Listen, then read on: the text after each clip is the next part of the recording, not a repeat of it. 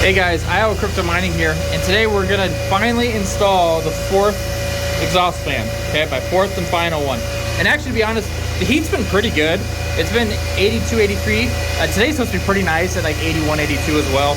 So the shed can keep up. And this new design has been actually doing pretty well with putting the Asics near the back. So we're just gonna get this other exhaust fan installed before it gets 90, 95 here for a couple days, and make sure it's up and running and make sure I have everything set. And I'm also going to install, I got some board here that we're gonna do the deflection, where we deflect the air up to the exhaust fan. So we're gonna also do that as well. So I'm gonna try to knock all that out today. First off, I gotta move this electrical, these outlets I have for the fans and for like networking and that kind of stuff. I gotta move it because if you look at this side, I actually use the support for the fans. I actually go into the stud.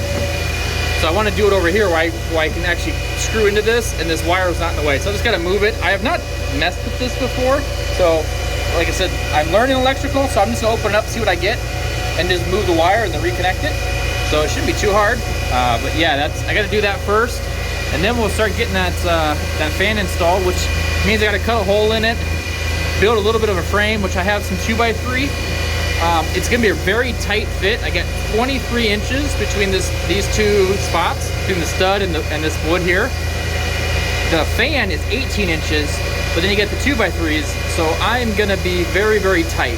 I don't want to remove this and cut half of it off. I might, instead of having the 2x3s lay flat, I might move it so it's up and down, so I save that room. But I don't want to do that because then the fan's not sticking out the back. It just makes it a little worse in the back, but it would work. So I'm gonna see what I have to do. But here's like the beginning process. So here's what we're gonna do. We'll put it right there, and then about halfway through, I'll grab you guys again and show you where I'm at, how it's going, and go from there. Well, here we go. We got 4 fans up and going. I just had to kind of move the wire over. That is definitely not gonna pass inspection, but I don't have to worry about that anymore. As long as you don't move it or anything, I should be fine. And so, yeah, we'll leave it as is. Worst case, it's gonna cut the 120 volts, so it could be worse. So, got this going here. I get to clean up my mess. I get to move this back, get those back going, and then I'm gonna work on those boards going up to the exhaust fans. I have a plan in my head. We'll actually see here where all the wires are and stuff and see if it's doable.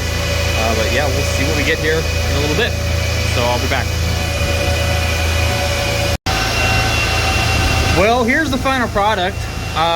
This board, you know, I just have it zip tied underneath. So then if I had to pull this out, it just flops down, and then I just gotta pull it up before I push it back in. Got the 4 fans in there, all hooked up and running. So we're good. In other news, I am ordering another ASIC. I haven't actually put in the order yet. I'm waiting for an invoice to show up. But it'll be a 96 terahash S19. And so that'll give me some options to play with. Maybe we can play with Luxor OS. Maybe we can play with Brains. Or we just play with the stock firmware and see what it's worth. But that'll give me options. So that's going to go right there. And then I can finally start filling up my 6th and last BDU, my last 30 amp. So that's all for today, guys. Hope you enjoyed it. Again, I'm not handy, and you know, doing my 4th fan, I knew what I was getting myself into. But anyone can do this. It wasn't like it was too hard or anything. It's just, you know, suck it up, watch some YouTube videos, and go hammer it out. That's all it really takes. So thank you guys for watching. You guys have a good day.